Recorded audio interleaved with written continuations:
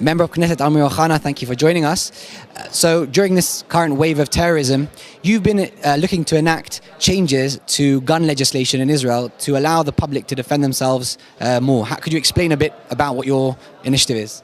Not too many people know, but Israel has very low rates of citizens carrying firearms. We have between 2 to 4% of that. In the United States, it's more than 100% because some people own some guns, several guns. It's actually 112%. And American citizens does not have to face the terror that we have to face almost daily here in Israel. We cannot expect our citizens to defend themselves with umbrellas and shopping carts.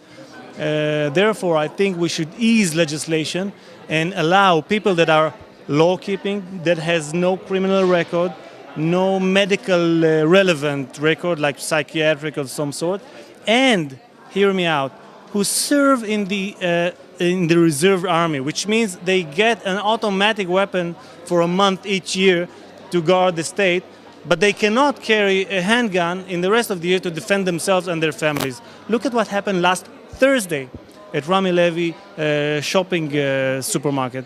We had two Arab youngsters, terrorists, who attacked with knives inside the shopping mall, just citizens. And we had two people who interfered. One was a soldier, but he did not carry a firearm because his commanders forbid him to carry it when he's outside of the base. He was murdered to death. He tried to fight them with bare arms, and he's dead now. The other one is a citizen carrying a firearm by license, and he shot the terrorists down. He's foiled that terrorist attack.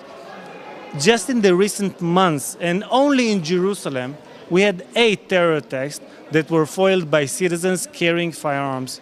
How many more lives should be taken just because some people think that every each and one of us is a murderer in potential, they're just waiting to the moment that he will carry a firearm to shoot around? How many more lives will be taken? Just a follow-up on that, I mean, you're right that the rates of firearms here are much lower, but also the rate of gun crime is also lower. How can you legislate in a way that avoids a rising gun crime as you enact a rising gun ownership? As it is, the bad guys own guns. They have guns illegally.